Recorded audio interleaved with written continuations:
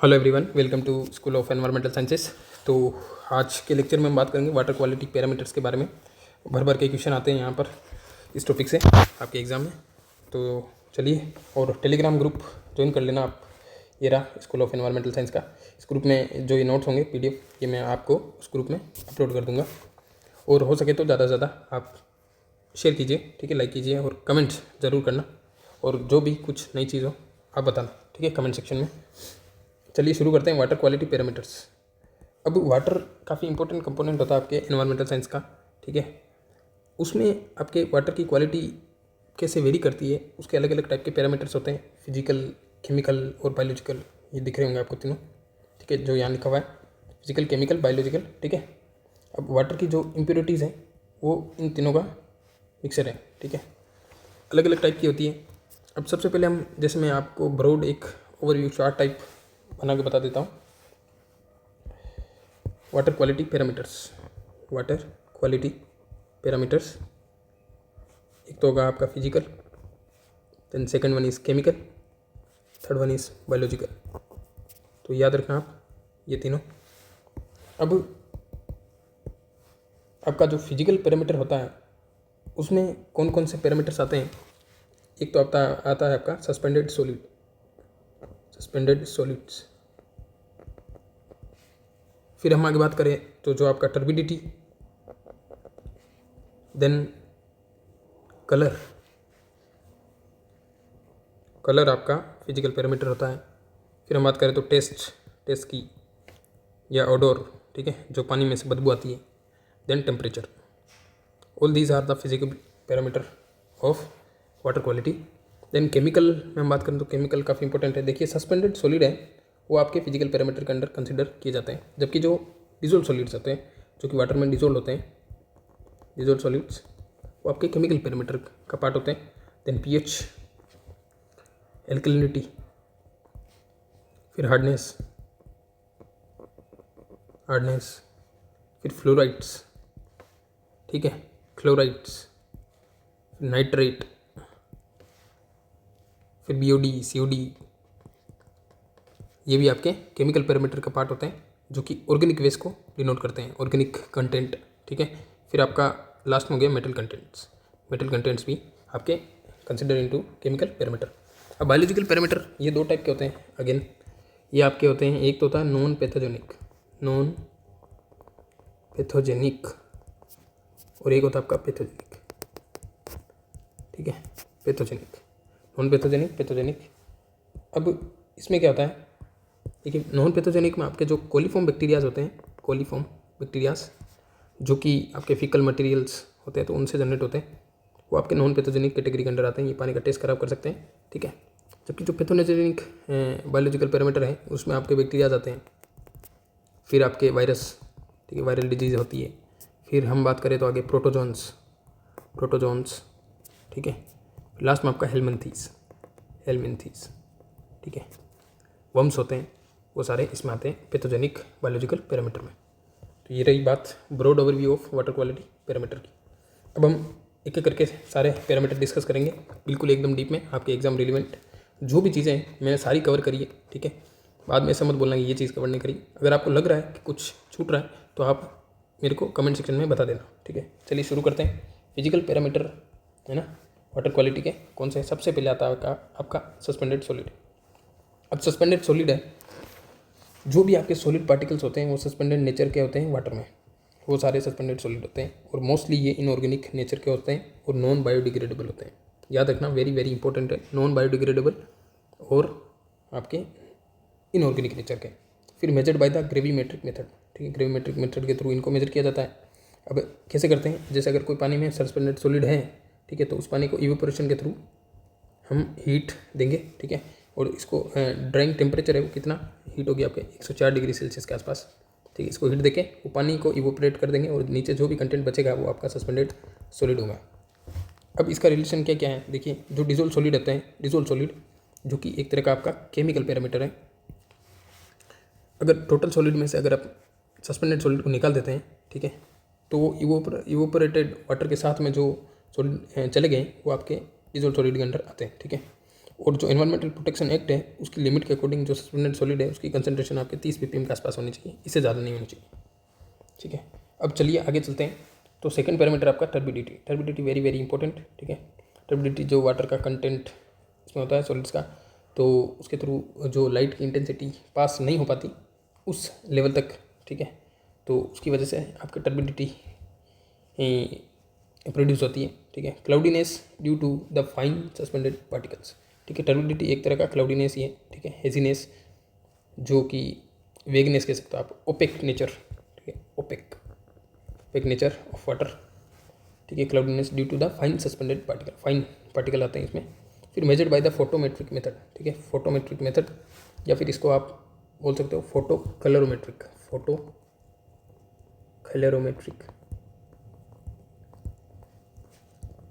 Method.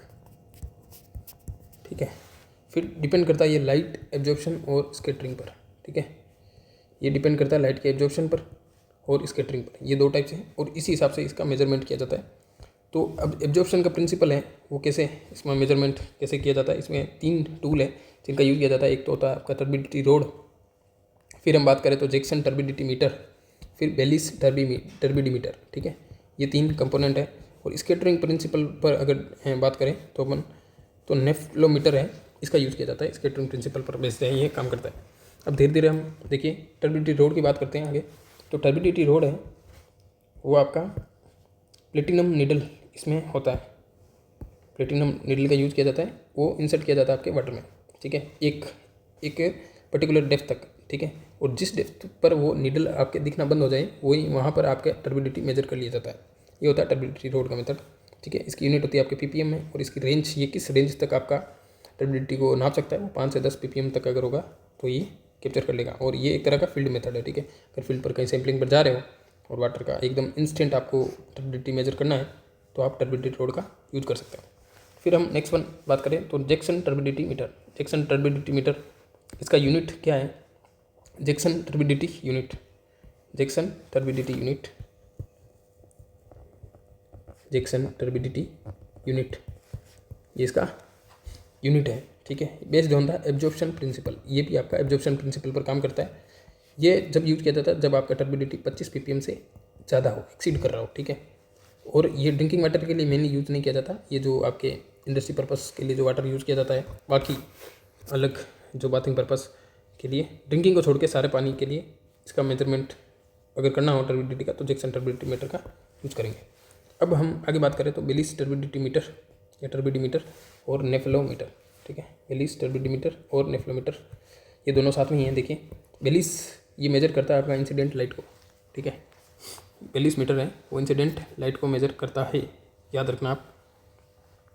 फिर नेफ्लोमीटर है वो मेजर करता है आपका scatter light at 90 degree angle. ठीक है, रेक्टेंगुलर पर सरफेस पर अगर किस डायरेक्शन में आपके लाइट स्कैटर कर रही है पानी से तो वो आपके मेजर करता है नेफ्लोमीटर और इसकी यूनिट होती है आपकी 1 NTU। ठीक है, nephelometric turbidity unit 1 NTU is equal to the turbidity caused by the 1 mg per litre formazine. Formazine एक केमिकल होता है। ठीक है, अगर एक फॉर्माजाइन 1 mg पर लीटर फॉर्माजाइन के द्वारा अगर कोई टर्बिडिटी कोज की गई है तो वो आपका इक्वल टू आपका 1 NTU होता है। ये एक स्टैंडर्ड डेफिनेशन है। ठीक है, याद रखना आप, बहुत इंपॉर्टेंट है, पूछ सकता है। ठीक है, देन एक्सेप्टेबल लिमिट है 1 NTU ही होनी चाहिए आपकी और रिजेक्शन लिमिट इससे एक्सीड नहीं करना चाहिए। ठीक है, 5 NTU according to the drinking water जो ISO स्टैंडर्ड है। ठीक है, उसके अकॉर्डिंग। अब देखिए मैं आपको एक डेफिनेशन है कि जो आपका एक जेटी होता है उसका डेफिनेशन क्या है कि जो एक जैक्सन टर्बिडिटी यूनिट है, ठीक है, ये आपके इक्विवेलेंट होती है, equivalent to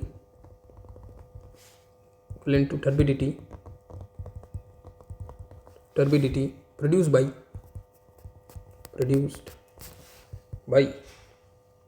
1 mg of fine silica, 1 mg of fine silica produced by, ठीक है, फाइन सिलिका मेन स्टैंडर्ड होता है इसमें।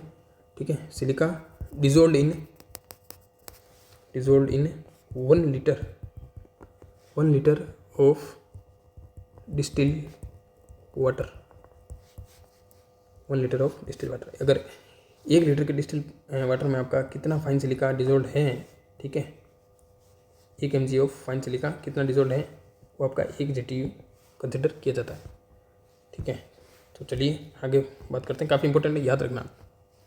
अब हम आगे बात करें तो आपका थर्ड पैरामीटर आता है आपका कलर। कलर की बात करें तो कलर किससे प्रोड्यूस होता है, आपका डिजोल्व ऑर्गेनिक मैटर होते हैं उनकी वजह से, और आयरन और मैग्नीज, ठीक है। आयरन आपका रेडिश कलर देता है और मैग्नीज की वजह से आपका ब्लैक कलर प्रोड्यूस होता है वाटर में। याद रखना कौन कौन से कलर भी प्रोड्यूस होने के कारण क्या क्या है, ठीक है। और डिजोल्व ऑर्गेनिक मैटर। अब ट्रू कलर क्या होता है, true colour after removing suspended matter, ठीक है। सस्पेंडेड मैटर को अगर आप निकाल दोगे तो जो कलर आपका वाटर का बचेगा, ठीक है, माइनस करने के बाद आपका सस्पेंडेड सॉलिड को, तो वो जो कलर होगा वो आपका ट्रू कलर होगा, ठीक है। अब ये मेजर करते हैं हम टिंटोमीटर के द्वारा और स्पेक्ट्रोफोटोमीटर के द्वारा, ठीक है। टिंटोमीटर बहुत इंपॉर्टेंट है, आपका PYQ में पूछ रखा है, वापस बता देता हूँ, याद रखना। Tintometer use to determine the colour of true colour of water, ठीक है। इसकी यूनिट क्या होती है, true colour unit, TCU, true colour unit, ठीक है। और एक्सेप्टेबल लिमिट होती है आपकी 5 TCU के आसपास, और जो इजेक्शन लिमिट होती है 15 TCU।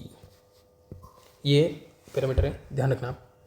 अब कलर टेस्टिंग की एक बात करूं तो जो आपका कलर अगर मेजर करना हो आपको कोई भी वाटर सैंपल का, तो वो अगर सैंपल कलेक्शन हो गया, समझ रही, जैसे कलर टेस्टिंग मेथड है, अगर सैंपल कलेक्शन, सबसे पहले आपका सैंपल कलेक्शन हो गया तो उसके विदिन 42 आवर्स, ठीक है, आप कह सकते हो मतलब 3 दिन के आसपास, विदिन 72 आवर्स आपको कलर का मेजरमेंट कर लेना चाहिए, ठीक है। अगर नहीं करोगे तो फिर जो बायोलॉजिकल एक्टिविटी है वो आपके कलर को चेंज कर सकती है, क्योंकि उसमें माइक्रोब का रिएक्शन वो चालू हो जाएगा, तो फिर उसकी वजह से कुछ भी हो सकता है। मतलब आपका जो पानी का कलर है वो जो कलर आप लेकर आए थे सैंपल का, वो अल्टर हो सकता है, ठीक है, अल्टर हो सकता है, alter colour due to biological activity, तो ये याद रखना आप। फिर जो ट्रू कलर होता है, ट्रू कलर वो आपका मेजर करते हैं हम बर्गीज स्केल के द्वारा, ठीक है, बर्गीज स्केल के द्वारा, ठीक है, बाई नेस्लर ट्यूब। इसमें कौन सी ट्यूब यूज की जाती है, नेस्लर ट्यूब, याद रखना, बहुत इंपॉर्टेंट है, ठीक है। Burgess scale by the Nessler tube. Scale कौन सा है, बर्गीज, ट्यूब कौन सा यूज़ करते हैं हम, नेस्लर ट्यूब यूज करते हैं, ठीक है। अब ये बात रही आपके कलर की। फिर हम आगे चलें तो टेस्ट और ऑडर, ये भी काफ़ी इंपॉर्टेंट पैरामीटर। ये आपका mainly cause by the dissolve gases और इलीगल सिक्रेशन, ठीक है। बायोलॉजिकल एक्टिविटी और इनऑर्गेनिक जो डिजोल्व गैसेस होती हैं उनकी वजह से आपका टेस्ट और ऑडर का प्रॉब्लम जनरेट होता है। अब ऑडर मेजर बाय द ओस्मोस्कोप, ठीक है, उसका ऑडर कैसे मेजर करते हैं, ओस्मोस्कोप के हेल्प से, और intensity measure by the TO1, ठीक है, threshold order number, threshold order number, याद रखना, बहुत इंपॉर्टेंट है, ठीक है। फिर इसका फॉर्मूला क्या है, थ्रेशोल्ड ऑडर नंबर, तो उसमें A+B/A। अब A+B, ये A B क्या है, देखिए A होता है आपका वॉल्यूम ऑफ ओडोरस वाटर, जिस वाटर में आपका ऑडर आ रहा है, ठीक है, स्मेल कर रहा है वो, उसका वॉल्यूम। देन फिर आपका जो हम डाइल्यूशन करेंगे इसमें, ठीक है, ऐड करेंगे वाटर, तो ओडोर फ्री वाटर एडेड, ठीक है। डाइल्यूशन मेथड का यूज किया जाता है मेनली आपके टोन को मेजर करने के लिए, तो उसका आपका वॉल्यूम होता है B, और इसके अपॉन में वापस ओडोर वाटर का वॉल्यूम, तो इसके थ्रू हम निकालते हैं टोन का रेंज, ठीक है। टोन का रेंज आपका 1 से 3 के बीच में होना चाहिए, ये आपका परमिसिबल होता है। फिर हम आगे बात करें तो टेम्परेचर काफ़ी इंपॉर्टेंट, ठीक है। टेम्परेचर इंक्रीज करता है आपका 10 डिग्री डबल, ठीक है, कर देता है आपका बायोलॉजिकल एक्टिविटी को। अगर 10 डिग्री सेल्सियस अगर आपने कोई रिएक्शन का टेम्परेचर बढ़ाया, ठीक है, या फिर हमारे वाटर का टेम्परेचर बढ़ाया, तो बायोलॉजिकल एक्टिविटी से बूस्ट कर जाएगी, ठीक है। तो ये एक दूसरे के डायरेक्टली प्रोपोर्शनल होते हैं।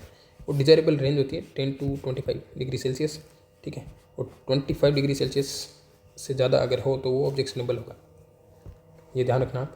टेम्परेचर में यही बात थी करने को। अब हम आगे चलते हैं तो केमिकल प्रॉपर्टीज़ आपके वाटर की कौन कौन सी है, केमिकल प्रॉपर्टीज़ ऑफ वाटर। सबसे पहले हम बात करते हैं TDS, ठीक है, टोटल डिजोल्व सॉलिड्स, ठीक है। मेजर्ड यूजिंग इलेक्ट्रिकल कंडक्टिविटी, इसी का यूज़ किया जाता है इसमें। फॉर्मूला क्या है, TdS, ठीक है, ppm। TdS कैसे निकालते हैं, जो इलेक्ट्रिकल कंडक्टिविटी होती है जिसका माइक्रो मोह स्केल में पर सेंटीमीटर, ठीक है, 25 डिग्री सेल्सियस पर हम निकालते हैं इलेक्ट्रिकल कंडक्टिविटी, उसको आप मल्टीप्लाई कर लीजिए 0.65 से, ठीक है। ये कैसे होगा, TdS equal to electrical conductivity multiply with 0.65। काफ़ी जनरल फॉर्मूला है और आपका ये भी बहुत बार पूछ रखा है एग्जाम में, ठीक है, कि कौन किससे बड़ा होता है। तो आपका जो इलेक्ट्रिकल कंडक्टिविटी होता है वो छोटा होता है, ठीक है। अगर TdS निकालना है आपको तो इलेक्ट्रिकल कंडक्टिविटी को भी आपको मल्टीप्लाई करने को पड़ेगा 0.65 से। देन अब सोर्स क्या है TdS के, TdS कहाँ से आता है पानी में, तो मेजोरिटी जो सोर्स होता है टोटली जो सॉलिड्स का, ये आपका केमिकल पैरामीटर है। तो ये आपके जो एलिमेंट्स हैं ये आपके कोज करते हैं मेजोरिटी TdS को, ठीक है। सोडियम हुआ, कैल्शियम हुआ, मैग्नीशियम हुआ, बाइकार्बोनेट्स, सल्फेट और क्लोराइड्स। देन माइनर लेवल पर जो प्रोड्यूस करते हैं आपके आयरन हुआ, पोटेशियम, देन नाइट्राइट्स, फिर फ्लोराइड है, बोरॉन है, आपका सिलिका हुआ, ये सारे आपके माइनर है, ठीक है। फिर एक्सेप्टेबल लिमिट होती है आपके 500 ppm और रिजेक्शन लिमिट होती है आपका 2000 ppm, ठीक है। 500 ppm होता है आपका, चलेगा वो, ठीक है, एक्सेप्टेबल है, और 2000 ppm होता है आपका रिजेक्शन लिमिट। तो ये रही बात आपके TdS की। अब हम आगे बात करें तो आप ये यूनिट याद रखना, माइक्रो मोह, ठीक है, माइक्रो मोह पर सेंटीमीटर, ये आपकी इलेक्ट्रिकल कंडक्टिविटी की यूनिट है एट द 25 डिग्री सेल्सियस। आगे पैरामीटर बहुत इंपॉर्टेंट आपका एल्कलिनिटी। एल्कलिनिटी क्या होता है, एबिलिटी टू न्यूट्रलाइज एसिड, नाम से पता चलता है। वाटर में प्रेजेंट जो भी आपके एसिड होंगे उनको न्यूट्रलाइज करने के लिए जो भी आपका रिक्वायरमेंट होगा एल्कलाइंस का, ठीक है, वो आपका एल्कलिनिटी में कंसिडर किया जाएगा। अब ये किसके कारण जनरेट होता है, आपके OH होता है, OH है, ठीक है। OH के कारण आपका कॉस्टिक एल्कलिनिटी प्रोड्यूस होता है। कार्बोनेट के कारण आपका कार्बोनेट एल्कलिनिटी और बाइकार्बोनेट के कारण बाइकार्बोनेट एल्कलिनिटी प्रोड्यूस होता है, ठीक है।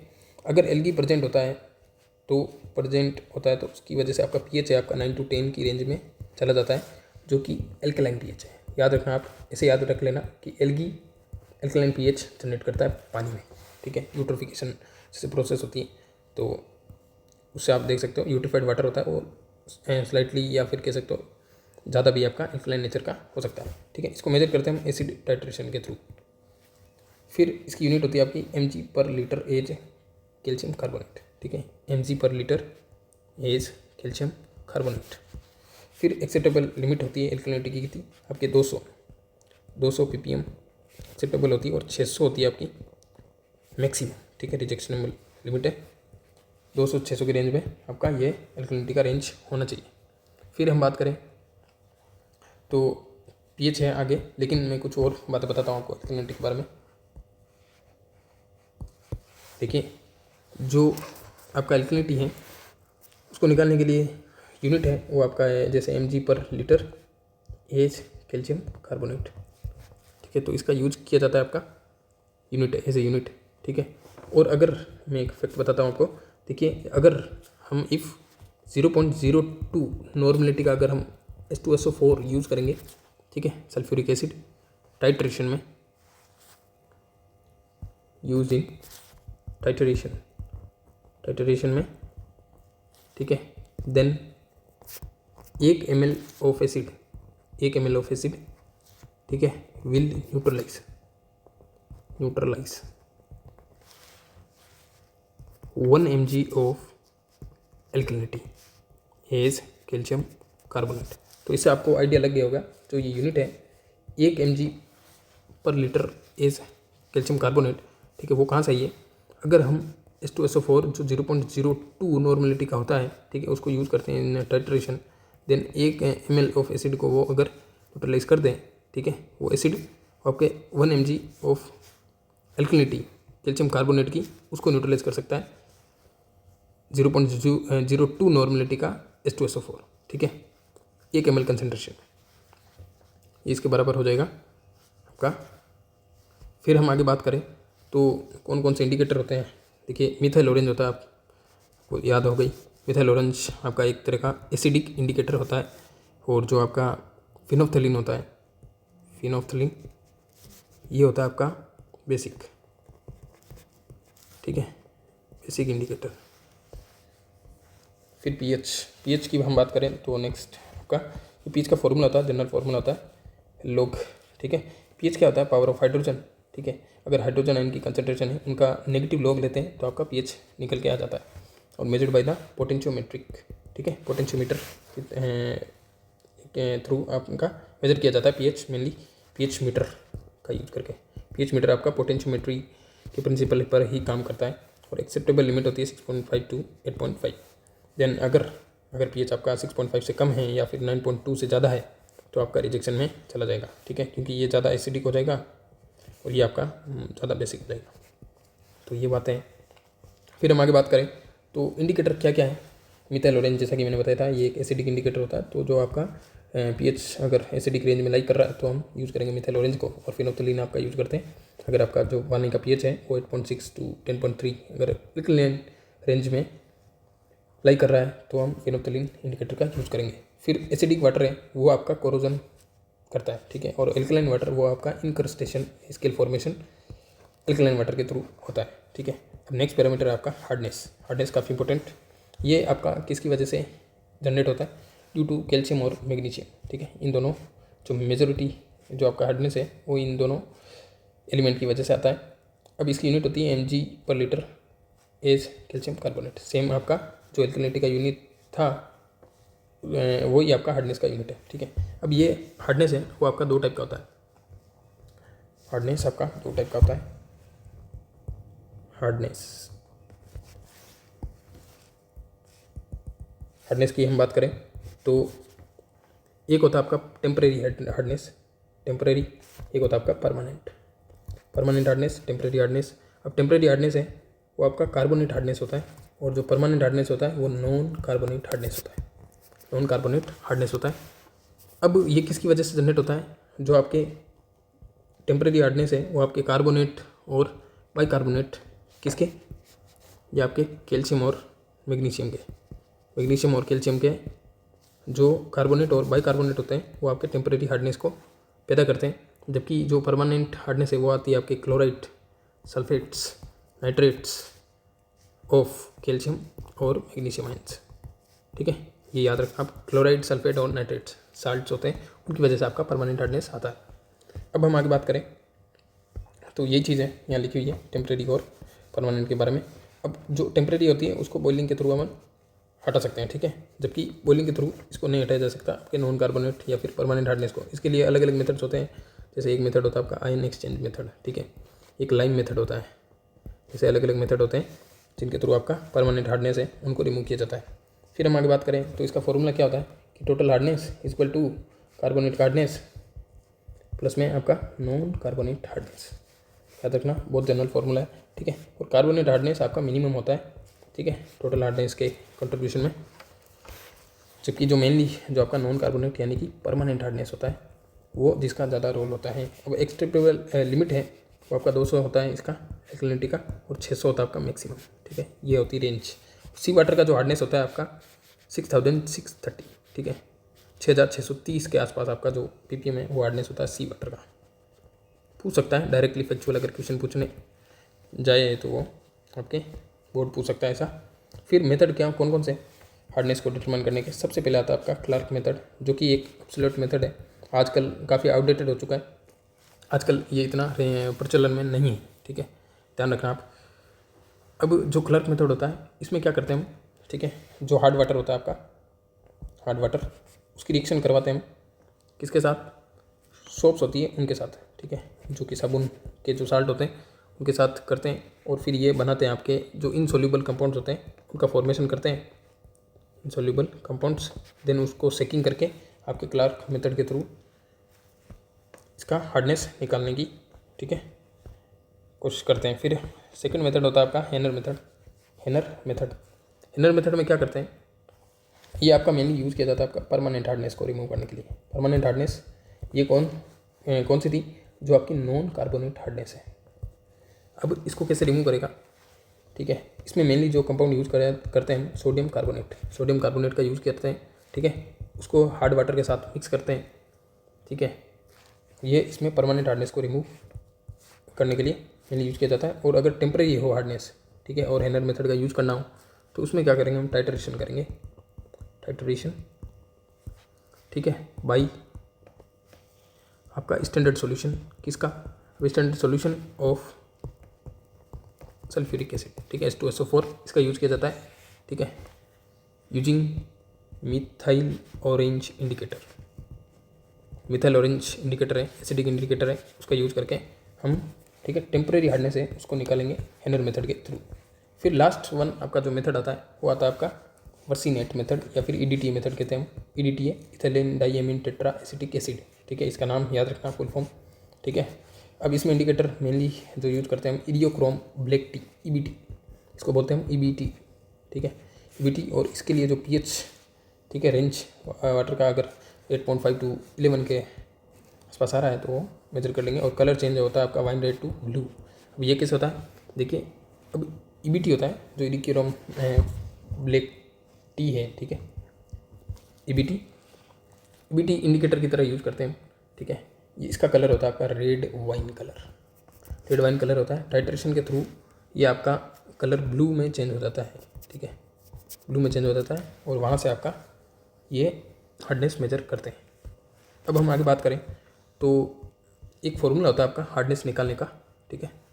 अब कोई भी जैसे आपका टोटल हार्डनेस है वो कैसे मेजर करेंगे, केमिकल फार्मूला इसका क्या है कि आपका कैल्शियम का कंसंट्रेशन कितना है उस वाटर में, ठीक है, उसको मल्टीप्लाई करिए आप equivalent weight of calcium carbonate का जो इक्विवेलेंट वेट होता है उससे, then divide by the calcium का कंसंट्रेशन है उसका इक्विवेलेंट वेट कितना है, ठीक है।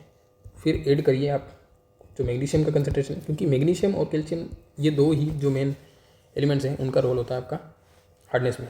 देन इसको multiply with the calcium carbonate equivalent weight upon में उनका Mg+2 इक्विवेलेंट वेट। तो ये बात है।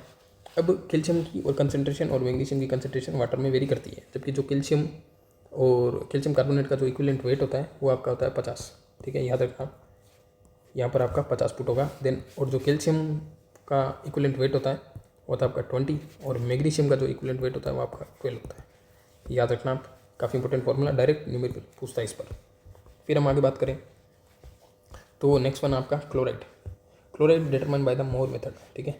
मोर मेथड सिंपल है, मोर मेथड में क्या करते हैं हम टाइट्रेशन करते हैं, ठीक है, with the standard AgNO3 method, ठीक है, स्टैंडर्ड AgNO3 सिल्वर नाइट्रेट का यूज किया जाता है, ठीक है। और इंडिकेटर होता है इसमें पोटेशियम क्रोमेट K2CrO4, ठीक है। और एक्सेप्टेबल रेंज होती है आपकी 250 ppm और रिजेक्सेबल आपका रिजेक्शन लिमिट होता है आपका 1000, ठीक है, 1000 ppm होता है क्लोराइड का। देन आगे हम बात करें तो नाइट्रोजन कंटेंट, ठीक है, 4 टाइप के होते हैं नाइट्रोजन कंटेंट वाटर में। एक होता है आपका free ammonia, then organic ammonia, फिर नाइट्राइट और नाइट्रेट ये NO3 होता है, ये आपका होता है NO2। अब देखिए, अगर आपका जो फ्री अमोनिया है वो आपका रिसेंट पोल्यूशन को शो करता है, ठीक है, अगर पानी आपका अभी रिसेंटली ही पोल्यूटेड हुआ है तो आपका फ्री अमोनिया इंडिकेट करेगा। और ऑर्गेनिक अमोनिया होता है वो डिकम्पोजिशन जहाँ से स्टार्ट हुआ है, ठीक है, उसको शो करेगा। उसके बाद में जो पोल्यूशन होगा वो आपका ऑर्गेनिक अमोनिया शो करेगा। और नाइट्राइट वो पार्शियल ऑक्सीडेशन को शो करता है। और जो ओल्ड पोल्यूशन है, ठीक है, ओल्ड पोल्यूशन यानी फुली ऑक्सीडाइज, कि वो पानी बिल्कुल ऑक्सीडाइज हो चुका है, ठीक है, फुली पोल्यूटेड है, तो वो आपका नाइट्रेट शो करता है। ये रही बात इसमें। और फ्री अमोनिया की जो लिमिट्स है वो देखिए आप, इसका 0.15 ppm से कम होना चाहिए। और ऑर्गेनिक अमोनिया है उसका आपका 0.30 ppm से कम होना चाहिए। देन नाइट्रेट लिमिट आपका 45, वेरी इंपॉर्टेंट, ठीक है, बहुत सारे एग्जाम में ये क्वेश्चन पूछ रखा है, नाइट्रेट का लिमिट 45 ppm होना चाहिए। और नाइट्राइट है वो आपका 0 होना चाहिए, बिल्कुल भी इसकी कंसंट्रेशन आपके पानी में नहीं होनी चाहिए। ये ज़्यादा इंपॉर्टेंट लग रहा है मेरे को, इस बार शायद आपको पूछ लें। फिर अगर आपका नाइट्रेट का कंसंट्रेशन है पानी में ज़्यादा होगा, ठीक है, तो आपका ब्लू बेबी सिंड्रोम BBS, ठीक है, इसको हम बोलते हैं मिथेनोग्लोएमिया, ठीक है। ये डिजीज़ होती है इन्फेंट्स में होती है मेनली, ठीक है। इसमें क्या होता है बॉडी में, जो अगर आपका नाइट्रेट चला जाता है NO3 वो आपके बॉडी में मेटाबॉलिज्म के थ्रू आपका NO2 में कन्वर्ट हो जाता है, जो कि बहुत ज़्यादा हार्मफुल होता है। इसके थ्रू आपका जो बेबी का जो कलर होता है बॉडी का वो आपका ब्लू कलर में कन्वर्ट हो जाता है, ठीक है, ब्लू बेबी सिंड्रोम होता है, ध्यान रखना। अब इसमें एक और इम्पोर्टेंट टर्म है गेजल नाइट्रोजन, ठीक है, के इसका प्रोनाउंसिएशन है जेजल नाइट्रोजन किसको कहते हैं, ठीक है, नाइट्रोजन अमोनिया, जेजल नाइट्रोजन अमोनिया। ये होता है आपका जो फ्री अमोनिया होता है, फ्री अमोनिया प्लस में आपका ऑर्गेनिक अमोनिया, ठीक है, ऑर्गेनिक अमोनिया, ये दोनों मिलकर आपका जेजल नाइट्रोजन अमोनिया इसका निर्माण करते हैं, ठीक है। फिर हम बात करते हैं तो जो आपका जो ऑर्गेनिक अमोनिया होता है, ऑर्गेनिक अमोनिया, इसको हम बोलते हैं एल्बुमिनोइड, ठीक है, एल्बुमिनोइड इसको कहा जाता है, इसका एक और नाम है ऑर्गेनिक अमोनिया। ऑर्गेनिक अमोनिया कौन सा था, जो कि आपका डिकम्पोजिशन स्टार्ट होने के बाद में शो होता है, ठीक है। फिर हम आगे बात करें तो जो अमोनिया की कंसनट्रेशन है, ठीक है, डिजोल्व वाटर में कितनी होनी चाहिए, टोटल अमोनिया की कंसनट्रेशन डिजोल्व या ड्रिंकिंग वाटर में आप कह सकते हो, ठीक है, ड्रिंकिंग वाटर में या तो आपका 0.5 mg पर लीटर, ठीक है, और आपका 1.5 mg पर लीटर। ये तो आपका स्टैंडर्ड है आपका BIS के थ्रू, और जो WHO का लिमिट है वो आपका 1.5 तक रिलीफ देता है, ठीक है, अमोनिया का कंसनट्रेशन याद रखना। ये भी आपका PYQ का क्वेश्चन है। फिर हम आगे चलते हैं तो फ्लोराइड की बात करते हैं। अब फ्लोराइड में क्या है कि जो फ्लोराइड का कंसनट्रेशन है आपका 1 ppm तक होना चाहिए, ठीक है, इतना रिक्वायर्ड है, ठीक है, बेनिफिशियल अप टू 1 ppm। अगर इससे कम हुआ तो मैं बताता हूँ, अगर इससे ज़्यादा हुआ तो डेंटल फ्लोरोसिस हो जाएगा, दांत आपके पीले पड़ जाएंगे, ठीक है। 1.5 और 2 ppm हुआ तो एक्सीड कर गया अगर फ्लोराइड का लिमिट तो आपको डेंटल फ्लोरोसिस हो जाएगा, और अफेक्ट करता है मेनली चिल्ड्रंस को, ठीक है। अब अगर फ्लोराइड का कंसनट्रेशन 1 ppm से भी अगर कम है, ठीक है, अगर 1 ppm से भी कम है तो उसकी वजह से आपका जो केविटी का प्रॉब्लम है वो आता है, ठीक है। गाँव में हम देखते हैं जो पौंड का पानी होता है वो रेन वाटर का पानी होता है मेनली, ठीक है, जो कि स्टोर करके रखते हैं गाँव वाले लोग, तो रेन वाटर का पानी होता है तो वो लोग पीते हैं।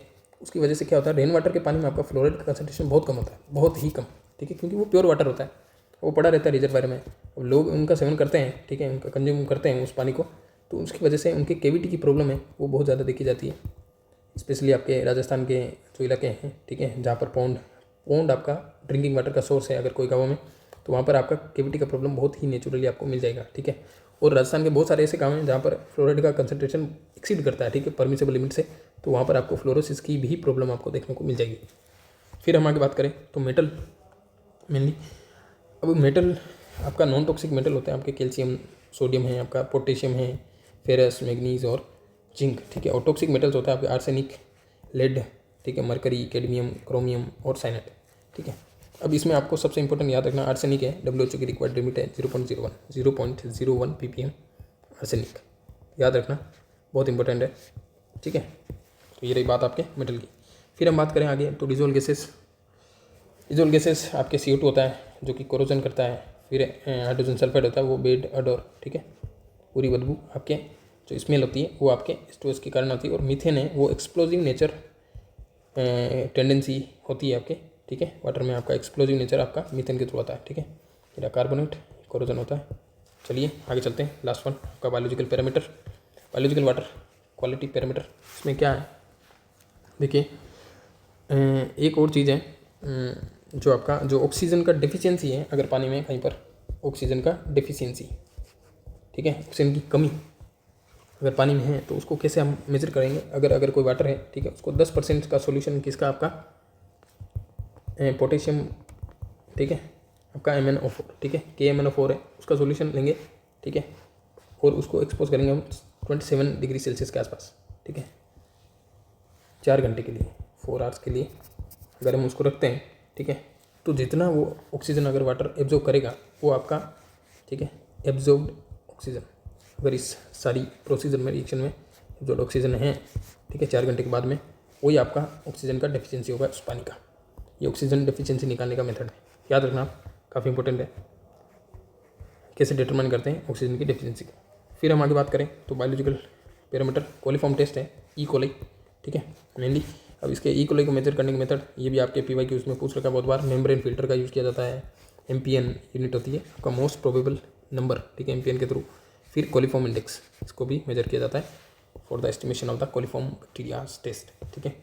फिर जो बैक्टीरियल शेप्स होते हैं, बैक्टीरियल शेप्स में आपका जैसे देखिए आपके जो कोलिफॉर्म बैक्टीरियाज होते हैं मेनली, एक और बात है लिख लीजिए आप, कोलिफॉर्म बैक्टीरियाज होते हैं वो आपके लेक्टोज शुगर होती है उसको फर्मेंट करते हैं, लेक्टोज शुगर, ठीक है, उसको फर्मेंट करते हैं, फर्मेंट करते हैं तो CO2 और आपका acid as a end product बनता है, एंड प्रोडक्ट बनता है। ठीक है, फिर हम बात करें तो बैक्टीरियल शेप्स पर, ठीक है, क्लासिफिकेशन किया गया है इन बैक्टीरियाज का। अगर जो बेसिकली बैक्टीरियाज होते हैं वो रोड शेप के होते हैं, ठीक है, रोड शेप के होते हैं। देन कोई है आपके स्फेरिकल शेप के होते हैं, गोल गोल, ठीक है, कोई बैक्टीरियाज। देन स्पाइरल शेप के होते हैं। फिर विब्रियो कोलेरी आपका कोमा शेप के बैक्टीरियाज होते हैं, ठीक है, याद रखना, डायरेक्टली पूछ लेगा आपको। और कोलिफॉर्म्स होते हैं आपका ग्राम नेगेटिव बैक्टीरिया होते हैं, रोड शेप होते हैं, ये याद रखना, ठीक है। और एसिडिक भी होते हैं, एसिडिक नेचर के भी होते हैं आपके कोलिफॉर्म बैक्टीरियाज, ग्राम नेगेटिव होते हैं और रोड शेप होते हैं। फिर हम बात करें तो आगे वाटरबोर्न डिजीजेस किस किस की वजह से होते हैं, ये भी आपके PYQ कंपटीशन एग्जाम में बहुत बार पूछ रखा है, ठीक है। बैक्टीरिया की वजह से होने वाले डिजीजेस आपका टाइफॉइड हुआ, कोलेरा हुआ और डिसेंट्री हुआ। टाइफॉइड होता है आपका साल्मोनेला टाइफी, ठीक है, साल्मोनेला टाइफी आपका बैक्टीरिया होता है, उसकी वजह से होता है। फिर जो कोलेरा होता है विब्रियो कोलेरी, उसकी वजह से होता है। डिसेंट्री होता है आपका शिगेला की वजह से होता है। फिर वायरल डिजीजेस की हम बात करें तो हेपेटाइटिस मेनली, और जो पोलियो, ठीक है, पोलियो वायरस की वजह से होता है और हेपेटाइटिस वायरस की वजह से आपका हेपेटाइटिस होता है। ये दोनों होती है आपके वायरल वाटर डिजीजेस। फिर प्रोटोजोअल डिजीज कौन सी होती है, MOBS और जियार्डिसिस। MOBS ये एमोबियक, ठीक है, मोबियक डिसेंट्री, इसकी वजह से होता है आपका एमोबियासिस। और जियार्डी आपका एक प्रोटोजोआ होता है, जियार्डिया, उसकी वजह से ये आपका जियार्डियासिस होता है, ठीक है। याद रखना, डायरेक्टली याद रखना, ये रटने की चीज़ है ये, ठीक है, इसमें कुछ समझने का है नहीं, और एग्जाम में आपका डायरेक्टली क्वेश्चन पूछ सकता है। फिर लास्ट वन आपका हेलमिंथीस, जो कि वर्म्स होते हैं, उनकी वजह से कौन कौन सी डिजीजेस होती है वाटर के थ्रू, ठीक है। एक हायाडाटियोसिस, ठीक है, हायाडाटियोसिस, और फिर आपका स्टिकोसोमियासिस, ठीक है, ये 2 टाइप की डिजीज़ होती है। अब जो हायाडाटियोसिस डिजीज़ है वो आपका मेनली होता है किसकी वजह से, खाइनोकोकस की वजह से होता है, ठीक है, हेलमिंथीस। और जो सिस्टिसोमा है, सिस्टिसोमा हेलमिंथीस है, ठीक है, उसकी वजह से आपका सिस्टिसोमियासिस होता है, ठीक है, ये याद रखना, काफ़ी इंपॉर्टेंट है, मेरे को लगता है हेलमिंथीस से क्वेश्चन पूछ सकता है। फिर जो नॉइसेंस बैक्टीरियाज होते हैं, नॉइसेंस बैक्टीरिया जो कि आपका ह्यूमन हेल्थ को, ठीक है, अफेक्ट नहीं करते, हार्मफुल नहीं होते, बट वो पानी का टेस्ट चेंज कर देते हैं। जैसे आपका आयरन बैक्टीरिया हुआ या फिर जो सल्फर बैक्टीरिया हुआ। सल्फर बैक्टीरिया क्या करते हैं, वो आपका स्मेल कोज करते हैं, ऑडर केस कोज करते हैं। जो आयरन बैक्टीरिया वो पानी का कलर आपका रेडिश कलर का कर देते हैं, रेड येलो कलर प्रोड्यूस कर देते हैं। तो ये रही बात आपके बायोलॉजिकल पैरामीटर की। तो ये सारी चीज़ें थी, ठीक है, काफ़ी लंबी क्लास हो गई, फिर भी होना इंपॉर्टेंट है, ठीक है, टाइम नहीं देख रहा मैं, तो ठीक है, ध्यान रखो।